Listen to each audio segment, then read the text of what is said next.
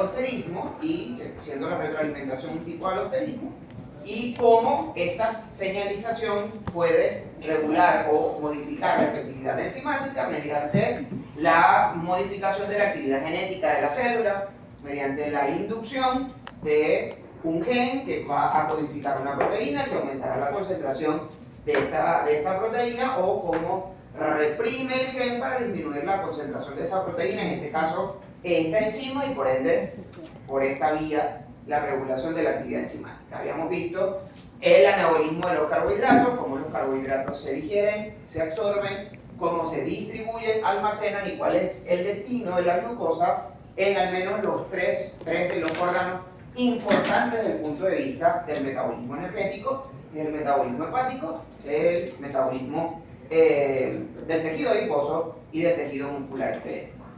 Nos corresponde entonces ver qué pasa con el anabolismo de los lípidos, y vemos de una vez qué pasa con el anabolismo de las proteínas en el estado del postpandrio, recordando que el metabolismo lo podemos dividir en dos grandes estados: el estado postpandrial, que se caracteriza por la presencia de alimentos en el aparato digestivo y la absorción de los componentes de estos alimentos, y el estado de ayuno, en donde no tenemos acceso al alimento y por ende la funcionalidad de los órganos es diferente.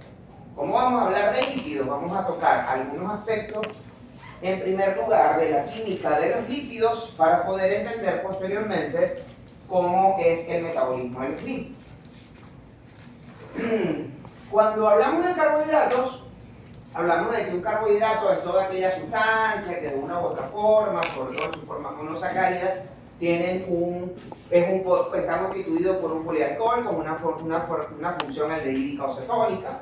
Como las proteínas son polímeros de aminoácidos y los ácidos nucleicos son polímeros de esto, ¿no? y terminan generando el ADN y el ARN, que son los ácidos nucleicos importantes dentro de nuestra célula. Cuando hablamos de los lípidos, hablamos de una serie de sustancias que químicamente no están necesariamente relacionadas, como ocurre con los carbohidratos, como ocurre con las proteínas, o como ocurre con los ácidos nucleicos, sino que ellos tienen una característica física que los hace, o comparten una característica física en común, que es su insolubilidad en agua. Estos lípidos tienen esa característica física de ser insolubles en agua, y todas esas sustancias que de una u otra forma son insolubles en agua las llamamos lípidos. Estos lípidos cumplen una serie de funciones. La principal de ellas es la función estructural, ya que la membrana celular y las membranas subcelulares están constituidos por fosfolípidos, que forman parte de este grupo químico de sustancias. Ellos tienen una función energética, tanto de almacenamiento como de obtención de energía mediante los triacilglicéridos, y tienen función reguladora porque cuando vimos en hormonas nos dimos cuenta que varias de estas hormonas derivan del colesterol, que en el caso de las hormonas esteroideas, y otros señalizadores que derivan de ácidos grasos poliinsaturados, como el caso de las prostaglandinas y los leucotrienos, que todos ellos tienen una función señalizadora y todos ellos tienen la característica de que son lípidos. Los lípidos se clasifican en varios grupos, dependiendo de su naturaleza. En primer lugar, nosotros tenemos a los ácidos grasos, que lo habíamos mencionado brevemente en algún momento, que son toda una serie de sustancias que comparten en común una fórmula química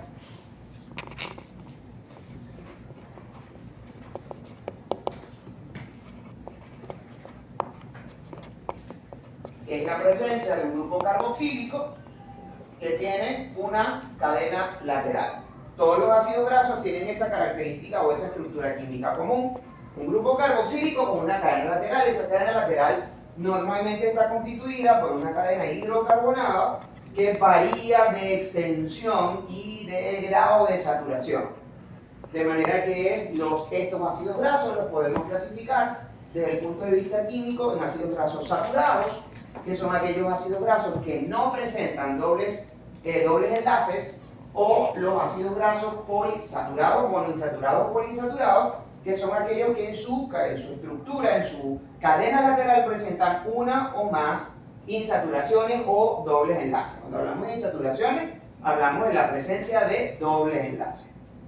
Y desde el punto de vista nutricional, los ácidos grasos se pueden clasificar en esenciales, que son esos ácidos grasos que debemos aportar desde la dieta, porque nuestras células no son capaces de sintetizarlo, como el ácido linoleico, el linolénico y el araquidónico, y ácidos grasos no esenciales, desde el punto de vista nutricional, que son aquellos que nosotros sintetizamos, que nuestras células son capaces de sintetizar, como el ácido palmítico. De estos ácidos grasos derivan una serie de sustancias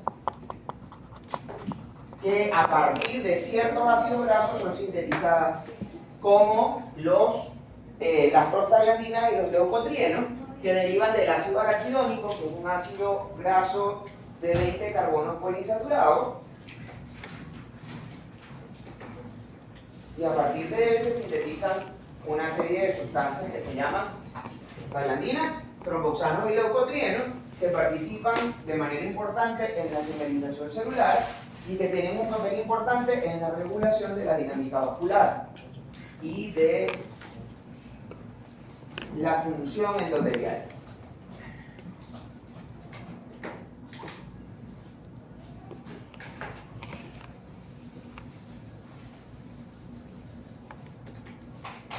Recordamos, un ácido graso es un grupo carboxílico que tiene unido una cadena lateral, y esa cadena lateral, esta R es la cadena lateral, y esa cadena lateral normalmente puede variar de extensión, y esa cadena lateral normalmente es una cadena hidrocarbonada,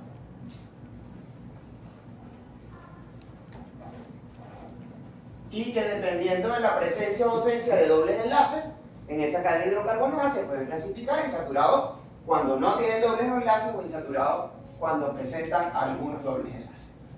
A partir de estos ácidos grasos vamos a sintetizar, o la célula sintetiza, a partir del ácido araquidónico, que es un ácido graso, las prostaglandinas, los tromboxanos y los leucotrienos. Ahora nosotros tenemos otra sustancia, que es el glicerol. El glicerol es un polialcohol que tiene la característica de tener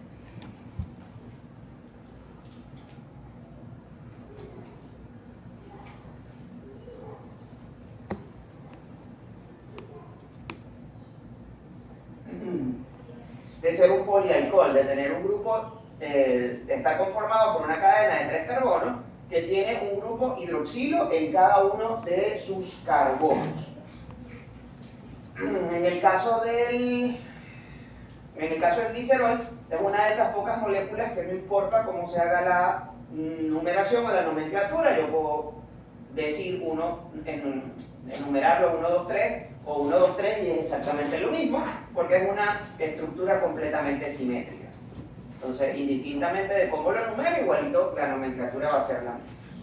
A partir de este glicerol, entonces nosotros tenemos los derivados del glicerol, que pueden ser no fosforilados, como los triacilglicéridos, en donde en cada uno de los grupos hidroxilo se va a unir, mediante un enlace de tipo éster, se va a unir un ácido graso en cada uno de estos grupos hidroxilos, y va a formar entonces el triacilglicerol, o los fosforilados, que constituyen los fosfolípidos de membrana, como la fosfatidilcolina, el fosfatidilinositol, la fosfatidiletanolamina y la fosfatidilserina, que son los 4 fosfolípidos de membrana. Entonces tenemos los ácidos grasos, los derivados de los ácidos grasos, que son las prostaglandinas, los tromboxanos y los leucotrienos, y los derivados del glicerol, que pueden ser no fosforilados o fosforilados. A partir de esa otra estructura, nosotros vamos a poder sintetizar los esfingolípidos, que también se caracterizan, que pueden ser fosforilados como la esfingomielina, o no fosforilados como los gangliósidos y los cerebrósidos, que forman parte de las estructuras de señalización extracelular. Y el otro gran grupo de los lípidos lo constituyen las sustancias esteroideas.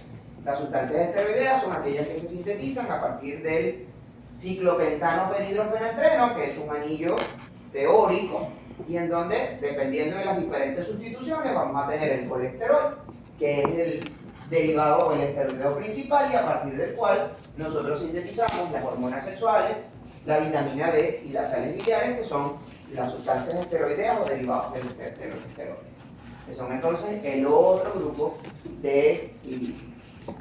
Vamos bien hasta aquí.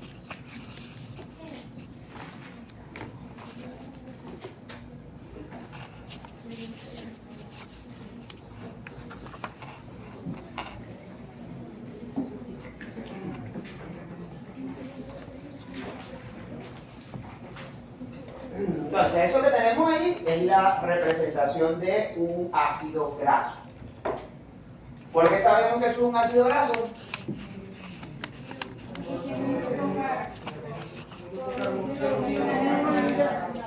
Un carbono. Un carbono. ¿Qué grupo funcional? Pues tiene el grupo carboxílico y ese grupo carboxílico está unido a una cadena hidrocarbonada. Esto que está acá representaría el R, o la R. Esto que nosotros tenemos aquí es una forma de representarlo. Lo más común es esta forma de representación, en donde simplemente los hidrógenos se colocan dentro de la misma cadena para que sea un poquito más pequeña, y todavía esto puede representarse mucho más pequeñito, representándolo en forma de unas líneas zigzagueantes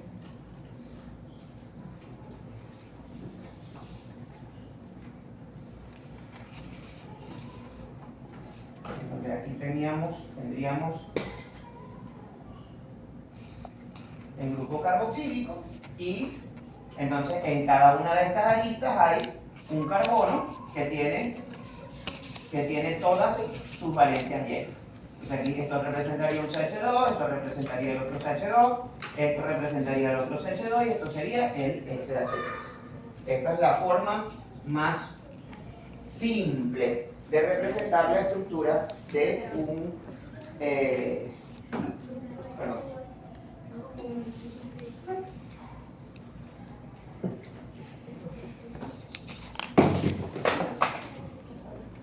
la forma más simple de representar un ácido graso.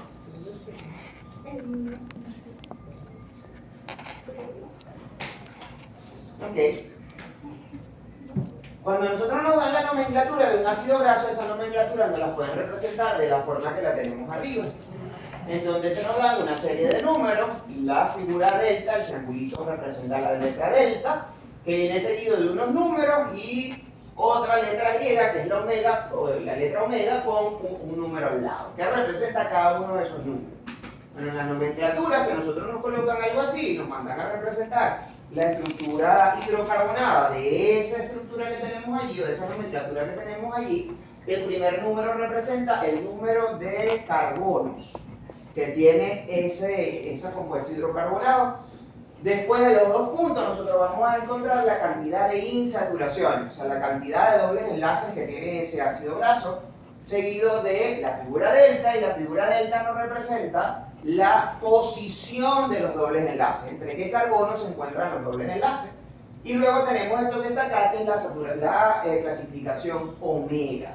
Entonces, de esto que tenemos acá, que es el primer número, que es el 18, eso nos dice que esto nos está representando un ácido graso que tiene 18 carbonos, que tiene dos dobles enlaces, que un doble enlace está localizado entre el carbono 9 y el 10, y el otro doble enlace está localizado entre el 12 y el 13, y además de eso pertenece a la serie omega 6, que es una clasificación funcional y nutricional de los ácidos grasos. Entonces, cuando nosotros vemos esto acá, primer número, el número de carbono. Segundo número, el número que está antes de los dos puntos, el número de carbono. El número que está después de los dos puntos es la cantidad de dobles enlaces. La letra omega representa la posición de los dobles, delta, perdón, representa la posición de los dobles enlaces, y la serie omega, que ya les voy a decir cómo se determina la serie omega. Entonces, la representación de esto sería esto que está acá, en donde nosotros tenemos un carbono 1. Recuerden que siempre el grupo carboxílico va a ser el carbono número 1, y además de eso, entonces tenemos una estructura que representa 18 carbonos, y entre el carbono 9 y el carbono 10 hay un doble enlace, y entre el carbono 12 y el carbono 13 hay otro doble enlace.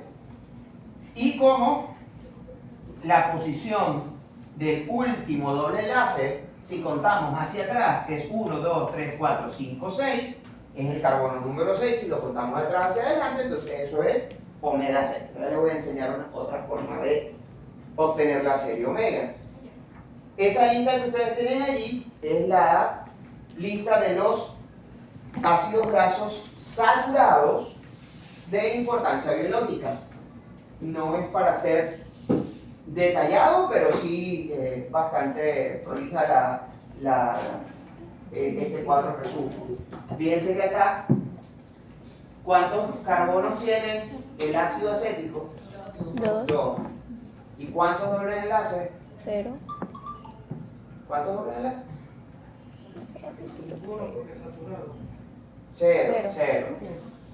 0 dobles enlaces. En el caso del ácido acético es un ácido graso saturado. Estos son los nombres comunes, que son los nombres que nosotros solemos utilizar. Nosotros en medicina solemos usar los nombres comunes, no los nombres sistemáticos, los nombres químicos, que son los que están colocados en la segunda casilla, que son el ácido etanoico, propanoico, butanoico. Realmente esto es más fácil de predecir porque esto sí sigue una nomenclatura. O sea, el ácido propanoico, ya nosotros sabemos que un compuesto que se llama propa tiene 3 carbonos, y un meta es 1, eta es 2, propa es 3, buta es 4, penta es 5, hexa es 6, octa es 8, deca es 10, dodeca es 12, tetradeca es 14, hexadeca es 16, octadeca es 18, eicosa es 20. Sin embargo, nosotros solemos utilizar estos que están acá, que son los nombres comunes: acético, propiónico, butírico, caproico, caprílico, cáprico, láurico, milístico, palmítico, estereático, araquídico y bénico, que son un poco, es imposible determinar la estructura de ese ácido graso a partir de este nombre, pero es posible a partir de aquel. Sin embargo, nosotros utilizamos esto. ¿Qué les llama la atención de esa lista? ¿Por qué no está el 5? No está el 5, no está el 7, El 3. a excepción del ácido propanoico, todos los demás son pares. Todos los demás son pares. Y eso tiene una explicación que lo veremos en su momento. Y casi todos los ácidos grasos de importancia biológica tienen carbonos pares, porque nosotros los sintetizamos a partir del acetil-CoA. ¿Cuántos carbonos tiene el acetil-CoA? 2 carbonos. Entonces se van sintetizando, uniendo, sumando acetil-CoA, acetil-CoA, acetil-CoA. Eso los vamos sintetizando de 2 en 2. Entonces, por eso los ácidos grasos, y los degradamos también de 2 en 2. La mayoría, o de los ácidos grasos de importancia biológica, la mayoría de ellos tienen número pares de carbono. ¿Ah? El 13, ¿qué pasa con el 13? El 13 es impar. El 13 es impar. El único impar que hay es el 3. Todos los demás son pares. ¿Por qué se sintetizan? Los ácidos grasos de importancia biológica se sintetizan a partir del acetil-CoA. Y se va sumando acetil-CoA sobre acetil-CoA sobre acetil-CoA. De 2 en 2. Vamos agregando carbono de 2 en 2. En este caso que está acá, ya aquí es otra cosa. Ya estos ácidos grasos que están acá son ácidos grasos insaturados. ¿Por qué sabemos que es insaturado? Bueno, porque por ejemplo, el ácido palmitoleico es un ácido graso de 16 carbonos que tiene una insaturación, y esa insaturación se encuentra entre el carbono 9 y el carbono 10. Por ende pertenece a la serie omega 7. En el caso del ácido leico, es un ácido graso de 18 carbonos que también tiene una insaturación. Esa insaturación se encuentra entre el carbono 9 y el 10 y pertenece a la serie omega 9. En el caso del ácido linoleico, es un ácido graso de 18 carbonos poliinsaturado que tiene 2 insaturaciones una entre el 9 y el 10 y otra entre el 12 y el 13, que fue el que vimos al principio, y pertenece a la serie omega 6. El ácido linolénico también tiene 18 carbonos, pero tiene 3 insaturaciones. Una entre el 9 y el 10, otra entre el 12 y el 13 y otra entre el 16 y el 17. Y el ácido araquidónico tiene 20 carbonos, 4 insaturaciones, entre el 5 y el 6, entre el 8 y el 9, entre el 11 y el 12 y entre el 14 y el 15, y pertenece a la serie omega 6. Y en el caso del dihidroicosapentaenoico tiene 6 insaturaciones, en el 4, 7, 10, 13, 16 y 19, y pertenece a la serie omega 3. ¿Qué sucede con estos ácidos grasos? Los ácidos grasos tienen la capacidad de poder interaccionar con el agua, pero a partir de su cadena, solo a través del ácido carboxílico, que es el único componente que puede tornarse polar dentro de la estructura de los ácidos grasos. Y la característica común a los ácidos grasos es que entre más larga sea su cadena lateral, más insolubles en agua son. ¿Por qué? Porque tienen menos capacidad de interacción con el agua. Recuerden que el agua tiene la capacidad de disociarse, o el agua de por sí es un dipolo, que tiene esa característica de que a pesar de que no se disocia, tiene un extremo positivo polar, una cabeza negativa polar y dos extremos o dos polas positivas, porque el oxígeno es más afín a los electrones que el hidrógeno. Entonces los electrones están más tiempo girando alrededor del oxígeno. ¿Se acuerdan de eso? Pues ya hace años cuando comenzamos, antes de que se apagaran por irse de vacaciones. Bueno, resulta que esa interacción polar es lo que hace que ciertas sustancias sean solubles en agua y otras no. En el caso de los ácidos grasos no tienen la capacidad de disolverse en agua. ¿Qué pasa si ustedes le echan una gotica de aceite? Normalmente lo que nosotros tenemos como aceite, a menos que tengan aceite, que cocinen con aceite de oliva, pero si cocinan con aceite de palma, que es el aceite más común, o aceite de girasol, que es el otro también común, en el caso del aceite de palma, ácido palmito. ¿Qué pasa si yo coloco una gota de aceite en un vaso con agua? Se queda arriba, y además de quedarse arriba, ¿qué otra cosa pasa? ¿Y qué forma toma? Una forma esférica. Tiene una estructura esférica. ¿Ok? ¿Por qué? Porque ella va a, eso se llaman fuerza de repulsión o fuerza de Van der Waals, que va a hacer que todos los elementos que son hidrofóbicos se unan entre ellos y expongan a la interacción con el agua la porción polar, que sería el grupo carboxílico, mientras que las colas apolares se van a proyectar hacia el centro formando una esfera que nosotros conocemos como micela. Ciertas sustancias, por ejemplo, los jabones, ¿qué pasa si ustedes tienen grasa en las manos? Si me cae aceite en las manos y la meto en el agua y me froto, ¿se me quita el aceite? No. ¿Qué tengo que hacer? Jabón. Esa es la razón por la cual si usted se baña y se echa solo agua y se restriega solo con agua, ¿queda limpio? No. ¿Qué necesita?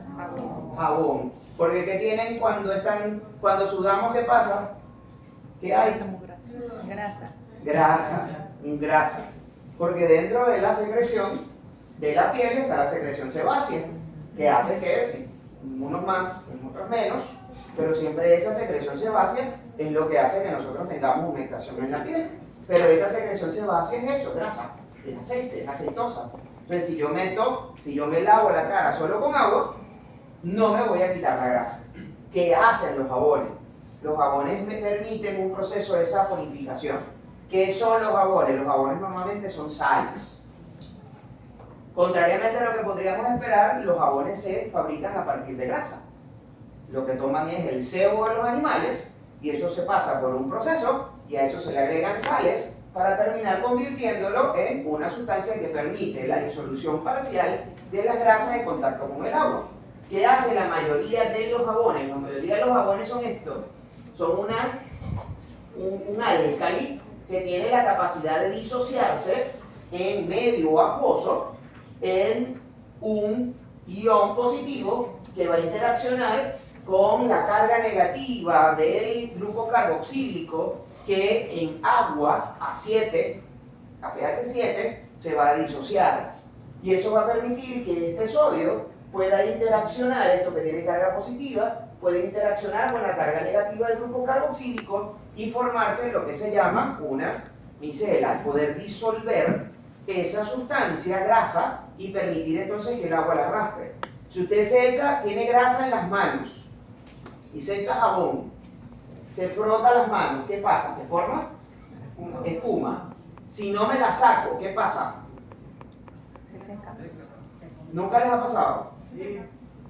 Se seca. ¿Y cómo quedan las manos? Tiesa. Pegajosas, tiesas, secas. ¿Ok? Yo tengo que volver a humedecerme las manos y si yo no me froto las manos, el jabón, la grasa no sale. Si usted se echa el jabón y no se restriega, el jabón, la grasa de su piel no va a salir y usted va a quedar mal bañado. Por eso es que usted tiene que estregarse la piel antes y después del jabón. Por eso es que le echan el jabón al carro y le pasan después el trapito, ¿verdad? Para poder mezclar la grasa de la cosa que hace que el sucio se pegue al carro y después cuando le están sacando y le están echando agua le vuelven a pasar el trapito porque ese proceso de mezcla es necesario para que estas estructuras se formen. Es importante que ustedes fijen esta estructura. En esta estructura subatómica nosotros lo llamamos estructura subóptica, o sea que son microscópica, perdón. Esta estructura es lo que llamamos una micela. La micela está constituida por ácidos grasos que tienen la capacidad de unirse por esas fuerzas de repulsión y en donde estas cabecitas que están acá, estas bolitas que están acá, representan el grupo polar carboxílico que forma parte del extremo que puede interaccionar con el agua o que puede interaccionar con las sales y el interior son las cadenas hidrocarbonadas completamente hidrofóbicas y apolares que se proyectan hacia el centro. Y esta estructura micelar es importante porque la vamos a ver en varias ocasiones de aquí en adelante. Conoceremos algunos ácidos grasos de importancia biológica, como en el caso del ácido palmítico. El ácido palmítico es un ácido graso de 16 carbonos saturado, no tiene dobles enlaces. Es el principal ácido graso como fuente de energía tanto para su reserva como para su almacenamiento y la estructura es esta. Un grupo carboxílico que tiene 16 carbonos. ¿Cómo enumeramos los carbonos de un ácido graso? Lo podemos enumerar de dos formas. Lo podemos enumerar, creo que ya esto ya se los había comentado, lo podemos enumerar con números arábigos, que son los números que nosotros utilizamos para contar, y siempre vamos a comenzar a enumerar el grupo carboxílico primero porque es el grupo funcional. Entonces primero siempre el grupo carboxílico 1, 2, 3, 4, 5, 6, 7, 8, 9, 16. Y existe otra forma de enumerarlo que es a través de letras griegas, que es una enumeración funcional.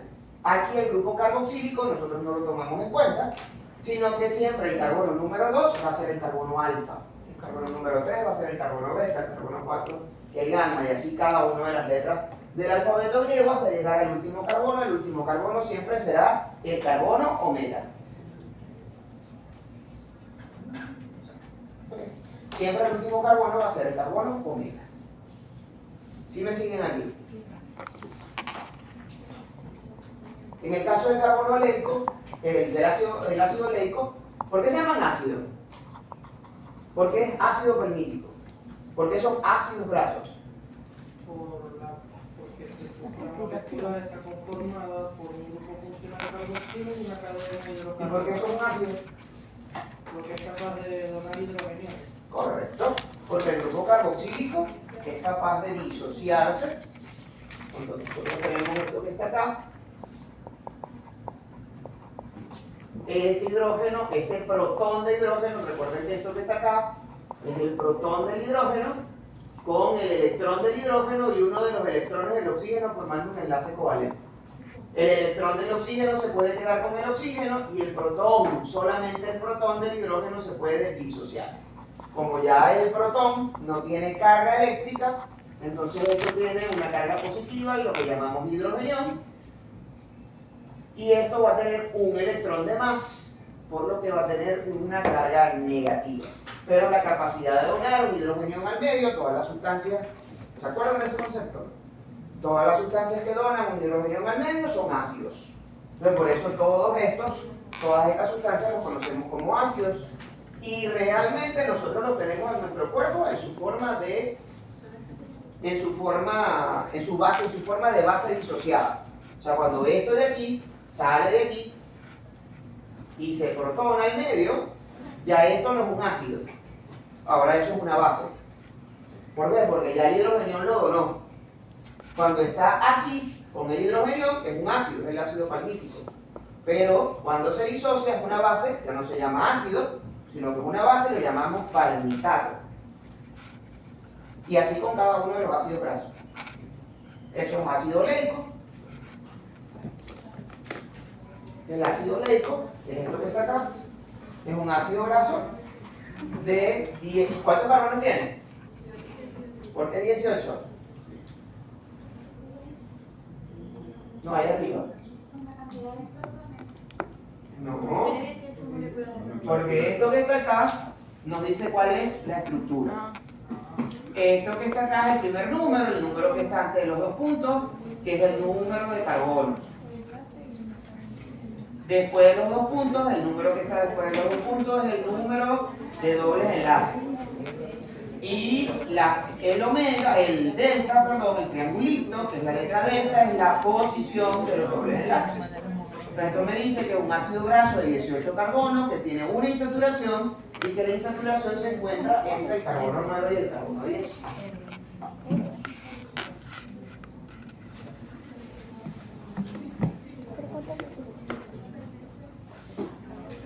Eso es lo mismo. Entre el carbono 9 y el carbono 10 hay un doble enlace. En este caso, este ácido graso es monoinsaturado. Los ácidos grasos insaturados, ya sea mono o poliinsaturados, tienen una clasificación funcional adicional, una clasificación nutricional adicional, que es la serie omega. La serie omega le da ciertas características a estos ácidos grasos de importancia biológica que hace que algunos sean más beneficiosos que otros. Ustedes no han leído nunca libres de omega 3, libres de omega 6, o que le colocan a alguien y le mandan a tomar aceite de pescado que tiene omega 3, 6, 9. Okay. Eso sale a partir de la presencia de dobles enlaces. Por ende, los ácidos grasos saturados no tienen serie omega. No pertenecen a ninguna serie omega. ¿Por qué? Porque no tienen dobles enlaces. Pero todos los ácidos grasos que tengan dobles enlaces pertenecen a una serie omega. ¿Cómo sé de qué serie omega es? Fácil. Dos formas de saberlo. La primera de ellas es restándole la posición del doble enlace o del último doble enlace al número de carbonos. Entonces, la serie omega es igual a la posición del el número de carbono menos la posición del último doble enlace. 18 menos 9. 18, en este caso 18 menos 9. El omega está en el carbono 9. El omega está en el carbono 9, 18 menos 9 es 9. O sea que el ácido oleico es un ácido graso omega 9. Aquí solo es casualidad de que sea delta 9 omega 9.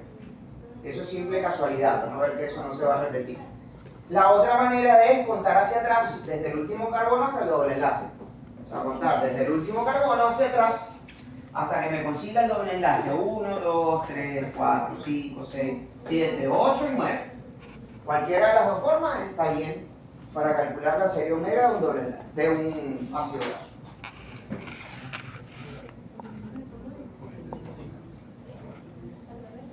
Entonces, en este caso, este ácido graso es omega 9.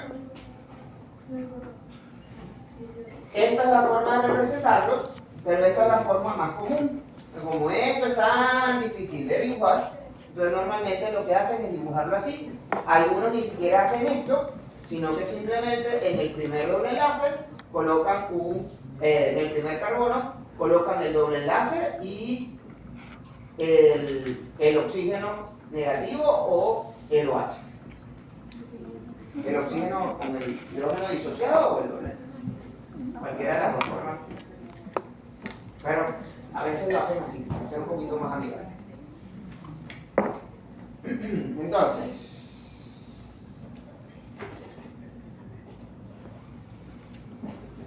tenemos este caso. El ácido linoleico es poliinsaturado. ¿Cuántos carbonos tiene? 18. 18. ¿Cuántas insaturaciones? 2. ¿En qué posición? 9 y 2. Entre el 9 y el 10 y entre el 12 y el 13. Ok, ¿cuál será la serie omega? ¿Digo 6? Omega 6. ¿Por qué 6? Porque si está 18 por 12. Me parece tonto, ¿verdad? No tienes ni idea de las veces que ustedes se confunden con algo tan básico y elemental como restarle al número de carbonos la posición del último doble enlace. Parece tonto hasta que lo tienen en la hoja de examen y se vuelve una melcocha ahí, un rollo que yo no termino de entender por qué. La otra manera es contar los carbonos hasta el doble enlace desde el último. 1, 2, 3, 4, 5, 6. 6. Entonces, en este caso, este ácido graso, que es un ácido graso poliinsaturado de 18 carbonos, que tiene un doble enlace entre el 9 y el 10 y otro doble enlace entre el 12 y el 13, pertenece a la serie omega 6. Y ese que está allí, el ácido araquidónico, también un ácido graso poliinsaturado. ¿Cuántos carbonos tiene? 20. ¿Cuántos dobles enlaces? 4 dobles enlaces. Acuérdense que el número después de los dos puntos representa el número de dobles enlaces. Omega, ¿por qué 6? Hay que restarle 20 que hacer saber. ¿Viste? ¿Viste cómo se confunde? 14 menos 20, ¿cuánto es? 20 menos 14 menos 20 menos 6. Fueron los 20. Ah, 20, pero viste que no es tan difícil confundirse. Es omega 6. Y eso está pasando en sus cabezas, que son los que hablan. ¿Qué está pasando en la cabeza de los que no hablan nunca? No lo sé. No sé qué está pasando en las cabezas de los que no hablan nunca. Y ese, el eicosa pentanoico, ¿cuántos enlaces tiene? 5. ¿Cuántos dobles enlaces? 5. 5 dobles enlaces. ¿Y qué serie omega es? 20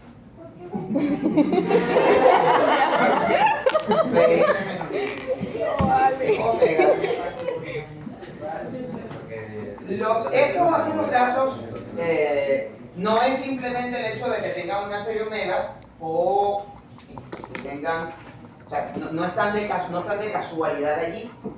De hecho, estos ácidos grasos poliinsaturados son los que le dan la flexibilidad a la membrana plasmática. La membrana plasmática, a diferencia de algunas membranas vegetales, son membranas flexibles. El diámetro de un capilar venoso o arterial es casi el doble del diámetro de un leucocito. Entonces, como un leucocito, que es casi el doble del diámetro de un vaso, logra pasar a través del vaso. Logra pasar a través del vaso porque la membrana plasmática del leucocito y de la célula roja es flexible y puede alargarse, puede tomar diferentes formas. Una célula de defensa puede fagocitar una sustancia extraña, puede fagocitar una bacteria. ¿Mediante qué mecanismo? Mediante Agaflex, entre otras cosas, entre otras muchas cosas, la estructuración del citoesqueleto, movimiento de partículas, pero también depende de la flexibilidad de la membrana. Y la flexibilidad de la membrana depende de la presencia de ácidos grasos mono y poliinsaturados. Y eso viene determinado por esto, porque esos dobles enlaces tienen una forma de isomería que va a depender de si esos dobles enlaces, si los carbonos a los lados del doble enlace se proyectan en el mismo plano o en planos diferentes. Así, por ejemplo, nosotros tenemos este ácido graso, que es un ácido graso saturado y no tiene esa característica, mientras que nosotros tenemos este acá, que es un doble enlace, que tiene acá un doble enlace, que es el ácido oleico, que es este doble enlace tiene la característica de que los carbonos a los lados del doble enlace no se encuentran en el mismo plano, sino que uno está delante del otro, uno está detrás del otro. Algo. Los carbonos a lo largo de los dobles enlaces se puedan proyectar en el mismo plano o en planos diferentes. Así, por ejemplo, nosotros tenemos este acá, en donde el carbono, los dos carbonos que se encuentran a los lados de los dobles enlaces están en dos posiciones diferentes en el plano. O sea, uno está colocado hacia adelante. Recuerden que esto es tridimensional. Uno está colocado hacia adelante y el otro está colocado hacia atrás. Ese tipo de enlace es un enlace tipo trans. Mientras que en este enlace que nosotros, en este ácido graso que tenemos acá, los carbonos que están a los lados del doble enlace están localizados en el mismo plano. Están colocados uno al lado del otro. Y esto que está acá es un enlace cis. Entonces, cuando los enlaces trans y cis permiten la formación de estas paticas dobladas, que normalmente es como se representan los ácidos grasos que tienen dobles enlaces. Esto sería un enlace, un ácido graso con un enlace cis. Esto sería un ácido graso insaturado con enlace trans. Y esos dobles enlaces es lo que hace que es lo que le proporciona eso, en conjunto con la cantidad de colesterol que tienen las membranas, es lo que le condiciona la flexibilidad de la membrana plasmática. Ok. A partir de ciertos ácidos grasos, nosotros podemos obtener ciertas moléculas. En este caso, a partir del ácido araquidónico, que es un ácido graso, tiene 20 carbonos, y que vamos a obtener lo que se conoce como los derivados eicosanoides. Se conocen como derivados eicosanoides porque derivan de ácidos grasos que tienen 20 carbonos. Esos derivados eicosanoides son de tres tipos: las prostaglandinas y los tromboxanos, que se obtienen a través de la acción de la ciclooxigenasa, y los leucotrienos, que se obtienen a partir de la acción de la lipooxigenasa. Entonces nosotros tenemos diferentes ácidos grasos que pueden ser, a partir de los cuales nosotros podemos obtener diferentes prostaglandinas y tromboxanos. Así, por ejemplo, a partir del ácido linoleico, que es un ácido graso que pertenece a la serie omega 3, nosotros podemos tener prostaglandinas, tromboxanos y leucotrienos que pertenecen a la serie 1 y a la serie 3. A partir del ácido araquidónico, que pertenece que es un ácido graso omega 6, podemos obtener prostaglandinas y tromboxanos de la serie 2 y leucotrienos de la serie 4. Y a partir del ácido eicosapentenoico podemos tener prostaglandinas de la serie 3 y tromboxanos de la serie 3 y leucotrienos de la serie 5. ¿De qué depende eso?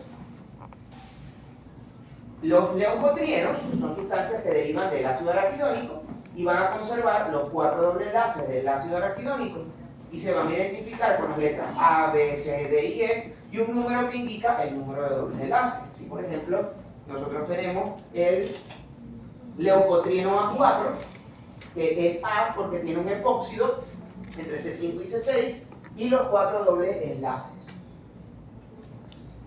Y estos se van a esto que está acá. Este enlace cerrado, este anillo cerrado que se forma con el oxígeno, que no es propiamente un doble enlace, porque este oxígeno está formando un enlace con el carbono 6 y un enlace con el carbono 5. Entonces eso da una estructura en anillo.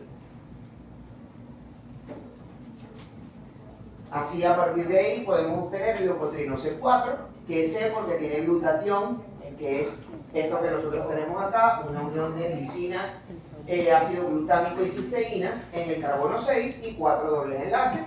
Y las prostaglandinas, tromboxanos y leucotrienos son denominados eicosanoides porque tienen 20 carbonos y el 20 es cosa.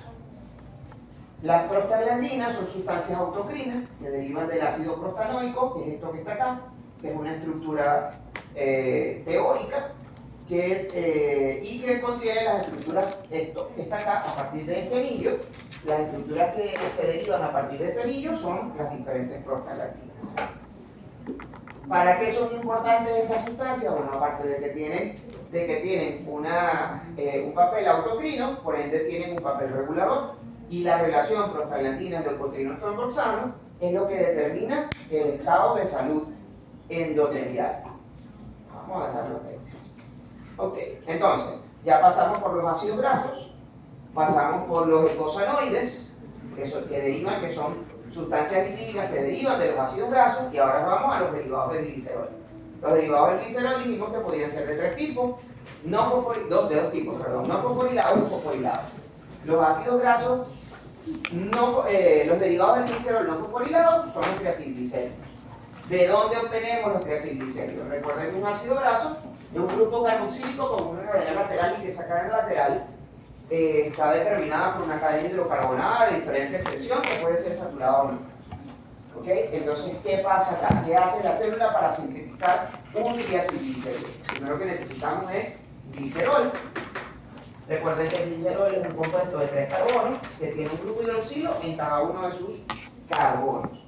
Entonces, ¿qué hace la célula? La célula toma y rompe, no saca el hidrogenión, saca el hidrógeno. Saca el hidrógeno de acá, saca el hidroxilo de acá, forma, a partir de aquí, forma una molécula de agua y va a formar un acil radical. Acil, cuando hablamos de acil, hablamos de ácidos grasos. ¿Okay? Siempre que digamos acil, es ácido graso. ¿Okay? Entonces, esto es un acil radical porque puede ser cualquier radical. Puede ser un radical de ácido palmítico, puede ser un radical de ácido oleico, puede ser un radical de ácido linoleico. Eso va a depender de la extensión y las características y la insaturación que tenga la cadena lateral. Pero igualito es el mismo ácido graso. Entonces este acil, que tiene un electrón no pareado acá, y el oxígeno de lo que era el grupo hidroxilo, que tiene otro electrón no pareado, se unen para formar un enlace. Y esto se repite en otras 3 ocasiones. En este caso, esto que tenemos acá, ¿cómo se llama?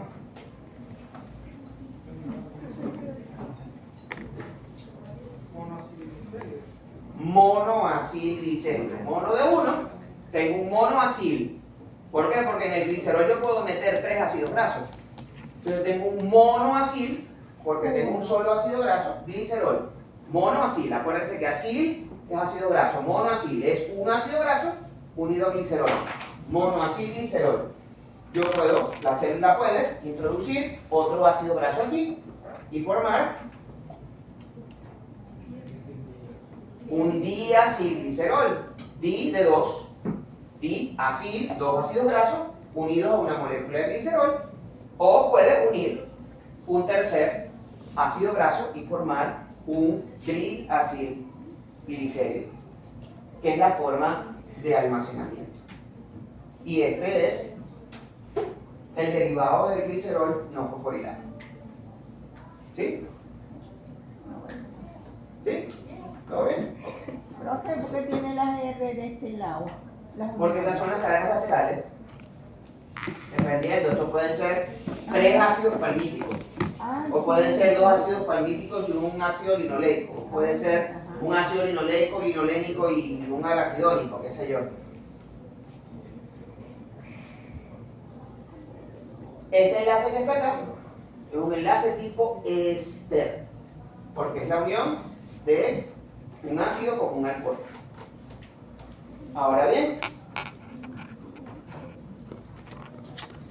a ese glicerol también le podemos unir un ácido fosfórico, y esa unión es igual, sacando un hidrógeno de aquí, un hidroxilo de aquí, formando una molécula de agua y generando un glicerol que tiene un electrón no pareado y un ácido fosfórico que tiene un electrón no pareado.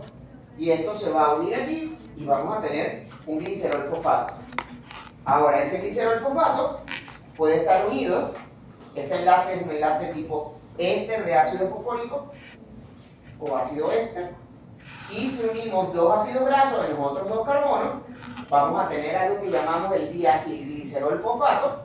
Diacilglicerol tienen dos ácidos grasos, o sea, son dos ácidos grasos unidos a un glicerol que también tiene un grupo fosfato, un diacilglicerol fosfato que también se conoce como ácido fosfatídico. Y a partir de ese ácido fosfatídico se sintetizan los diferentes fosfolípidos. En este ácido fosfatídico, en este grupo fosfato, perdón, se puede meter una molécula de colina como esta, uniendo los dos grupos hidroxilo para tener fosfatilicolina, pero también podemos agregar eso que está allí,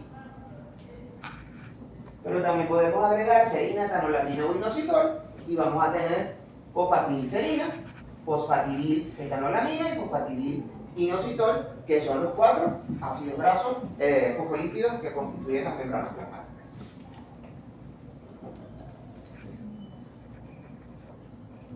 ¿Estamos bien? Todavía están aquí. Los esfingolípidos son derivados de la esfingosina, que pueden ser fosforilados y no fosforilados. La esfingosina es un ácido palmítico que está unido a una serina. La unión del ácido palmítico con una serina es lo que nos da origen a la esfingosina. Esta esfingosina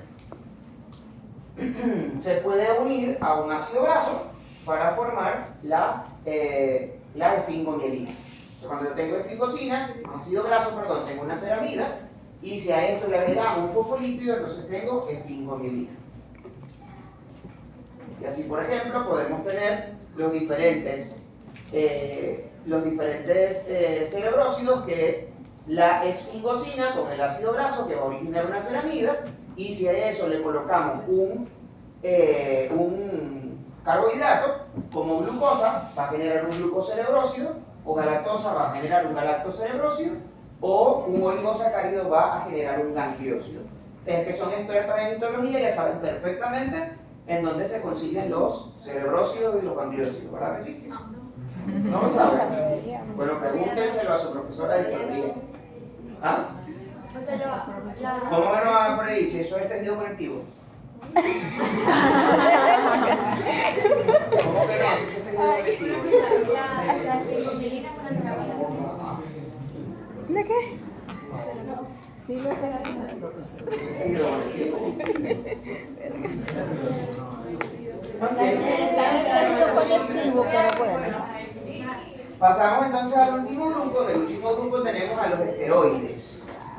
Los esteroides son derivados estructurales de un anillo, que es el anillo ciclopentano perhidrofenantreno, que igual que el ácido prostanoico es una molécula teórica, a partir de un anillo, a partir del cual, con las diferentes sustituciones que pueden hacerse de él, vamos a obtener las diferentes sustancias que derivan a partir del colesterol. Desde el punto de vista estructural, todos los lípidos esteroideos son derivados del colesterol. Esto que está acá es el ciclopentano perhidrofenantreno, que son tres hexanos unidos a un pentano. Recuerden que en cada uno de estos hay un carbono que está unido, que tiene todas sus valencias llenas. ¿A qué se refiere que solamente tengas Porque eso no existe. Ese núcleo no existe. O sea, así como así, tal cual así, no existe. Ahora, este anillo, si yo le pongo una cadena aquí, una cadena hidrocarbonada aquí de 7 carbonos, le pongo un hidroxilo aquí, tengo colesterol. Pero así no existe. Así como tal, así, esta molécula tal no existe. Como el ácido prostanoico. El ácido prostanoico no existe como ácido prostanoico. Ahora, con las diferentes sustituciones tenemos las diferentes prostaglandinas, pero el ácido prostanoico no existe. De los esteroides, los más importantes son el colesterol, que tiene 27 carbonos, las sales biliares, que se sintetizan a partir del colesterol en el hígado, la vitamina D, que se sintetiza a partir del colesterol como una reacción luminosa en la piel y que luego pasa por una serie de hidroxilaciones a nivel del hígado y del riñón para generar la vitamina D activa. El cortisol, que es una hormona esteroidea sintetizada en la glándula suprarrenal, la protestosterona o testosterona, que es sintetizada tanto a nivel gonadal, la testosterona y el estradiol, que son hormonas sexuales. O sea, testosterona y estradiol. Entonces eso que está allí es un colesterol. Como les decía, si colocamos una cadena hidrocarbonada ramificada en la posición 17 y tenemos un hidroxilo en la posición 2, entonces tenemos el colesterol. 3, perdón, en la posición 3. Esta es la forma de enumerarlo. Si los quiero raspar, se los pregunto.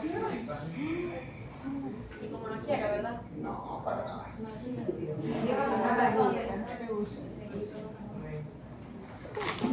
Tienes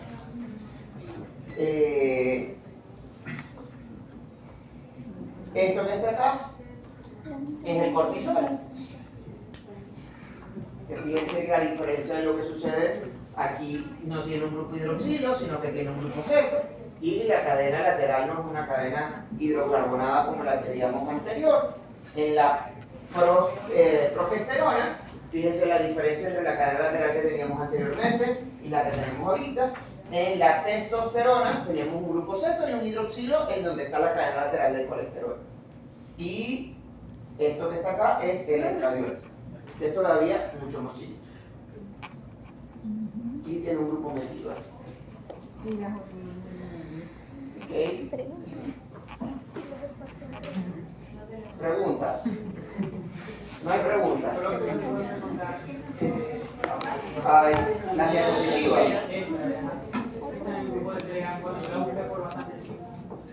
Yo voy a revisar qué es lo que está y lo que no está cargado ahí. Le voy a hacer una pregunta. Él es el que hace la pregunta.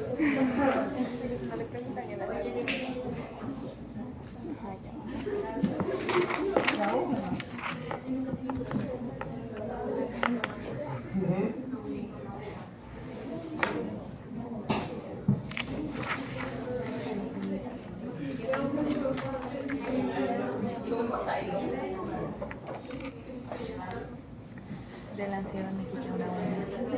Inicia estaba ansiosa, por eso me empecé a arrancar y sentía que me dolía.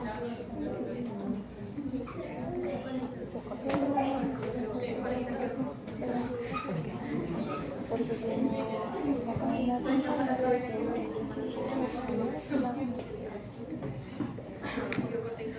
No sé, porque si Pura colmena.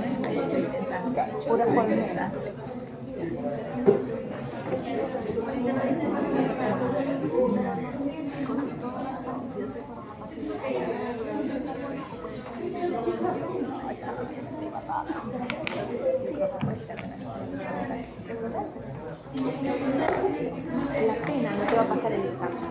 Exacto. ¿Cuál de esas dos? Fíjense, este señor que está acá, esta molécula, tiene 27 carbonos. Y esta que está acá tiene 16 carbonos. ¿Cuál de las dos es más densa? ¿Y por qué? Obvio que tienes que decir. ¿Cuál de las dos es más densa? Un poquito siempre es el contrario, tiene que ser ahí. Pero ¿por qué no sé? Lo primero que tienen que saber es qué es densidad. ¿Qué es densidad? ¿Qué es densidad? Entonces sería lo más difícil de romperse. No, la densidad no tiene que ver con dureza. Eso que tú dices es dureza. La dificultad para romper una estructura o de una sustancia es dureza. ¿Ah? No es el espacio que ocupa. No, el espacio que ocupa es el volumen, que es la densidad. ¿Ah? No, eso es solubilidad. Eso es solubilidad. La capacidad de diluirse es la solubilidad de una sustancia en un diluente. Agua como diluyente universal, pero podemos pensar también en algún líquido, como en algún alcohol, por ejemplo. Eso es solubilidad. La masa ya le pasó. ¿Ah? El peso que fue Pero tendría que ser la masa. No, la masa es peso. Masa, peso. una cosa es, si no vas a No, el volumen es el volumen. El volumen es la distribución volumétrica de una sustancia. ¿Qué es la densidad? ¿Qué es la densidad?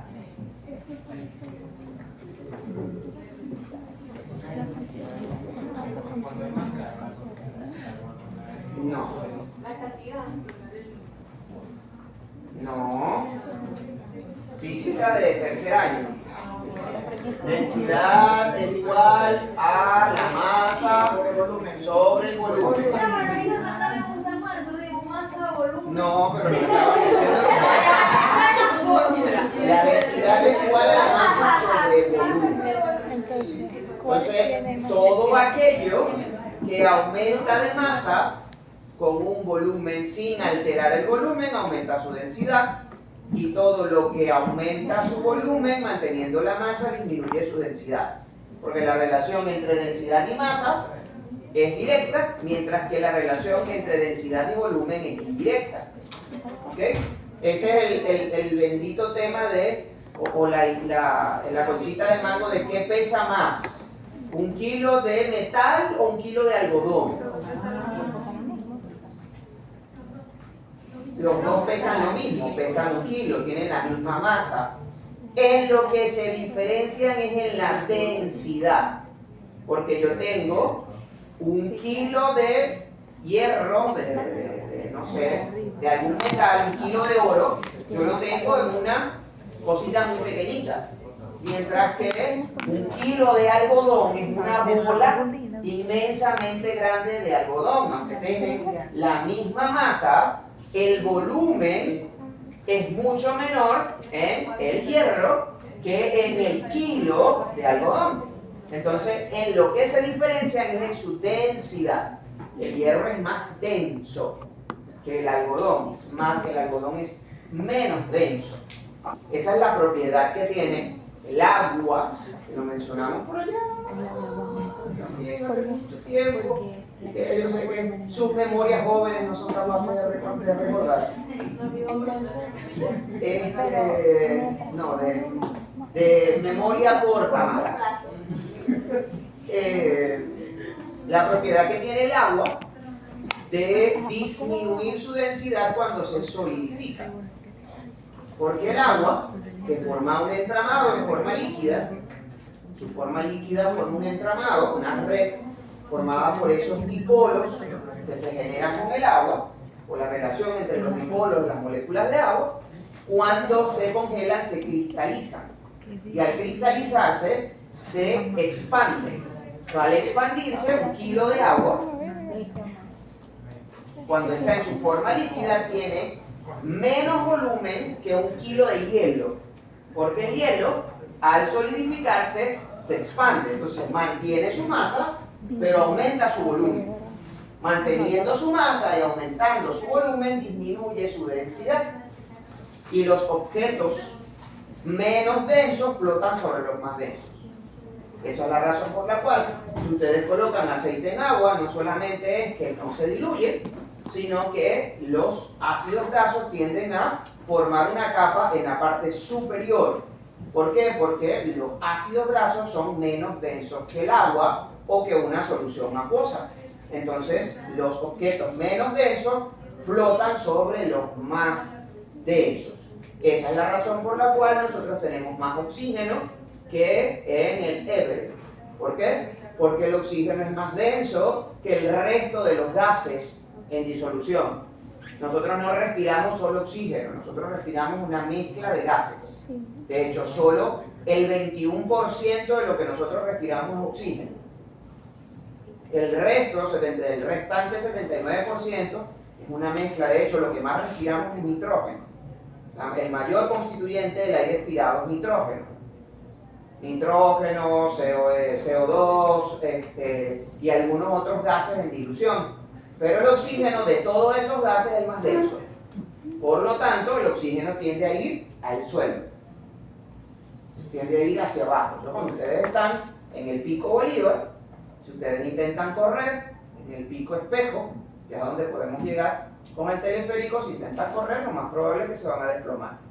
¿Por qué? Porque sencillamente allá arriba, 4.000 y pico de metros sobre el nivel del mar, no hay la cantidad de oxígeno que hay aquí abajo. Como con el incendio que siempre hay.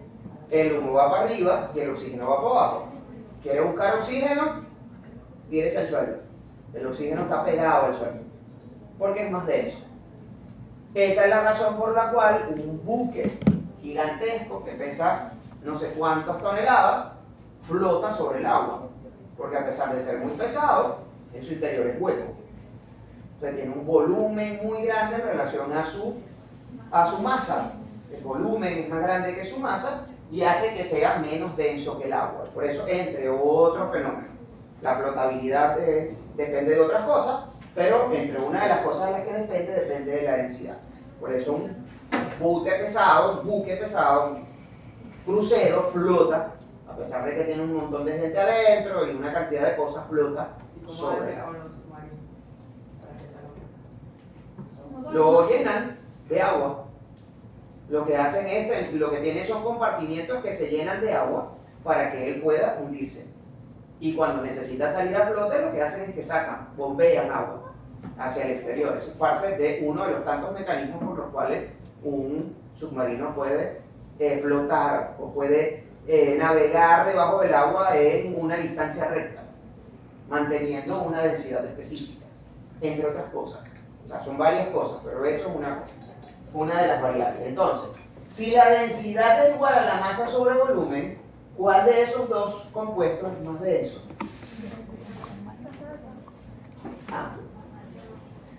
¿Cuál de esos dos compuestos es más denso? Sabiendo que esto es el ácido palmítico, que lo acabamos de ver, y esto es colesterol. El ácido palmítico. Palmítico, con colesterol especial, que tiene más un volumen. La de arriba es más rígida. Ajá. ¿Ah? La de arriba. Recuerda que la densidad no depende ni de rigidez ni de solubilidad, depende de la masa y el volumen. Depende de la masa. Pero ¿cuál de esos dos pesa más? ¿Cuál pesará más? No hay una relación con los Voy anillos. por colesterol. Sí, claro. Por eso, porque los anillos ocuparían más volumen, ¿no? Ajá. Más o menos. Diría que más. Más volumen. ¿Tú crees? Porque pinta, pues, no sé, más orgulloso. Recuerden que eso es simplemente un engaño. Recuerda que aquí, y te lo voy a, mira el tamaño de los carbonos aquí, ¿no? Para yo poder representar esto aquí, este señor que está acá es un carbono con un hidrógeno. Y aquí hay un carbono con dos hidrógenos. Y aquí hay un carbono con dos hidrógenos. Y aquí hay un carbono con un hidrógeno. Y aquí hay un carbono con un hidrógeno. Y aquí hay un carbono con dos hidrógenos. Y aquí hay un carbono con dos hidrógenos. Y aquí hay un carbono con un hidrógeno. Así hasta 27 carbonos. Obviamente este tiene más carbonos que este que está acá. O sea, por ende este pesa más. Pero pesa más y además de eso tendrá este más o menos volumen que este. Recuerden qué pasa si yo... Vamos a ponérselo de otra manera.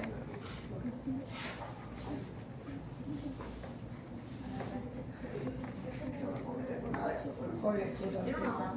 Sí. Mata más.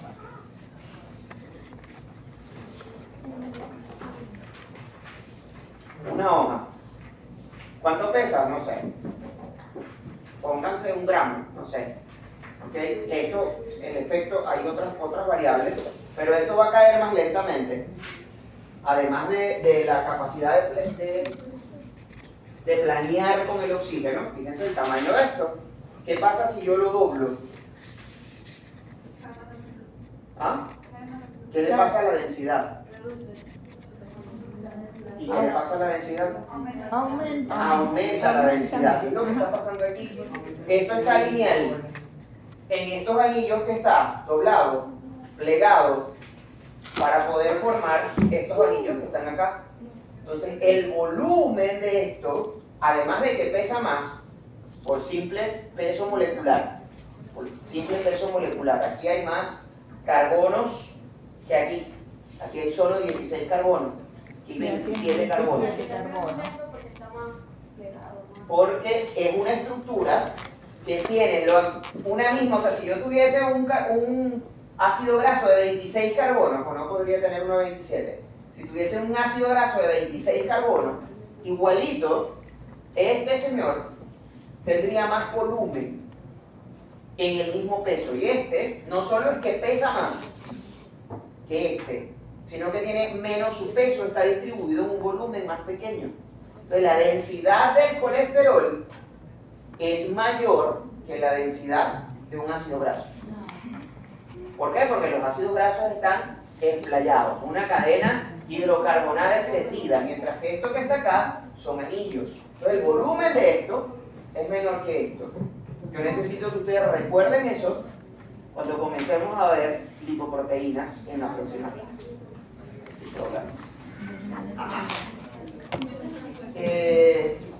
Están muy full.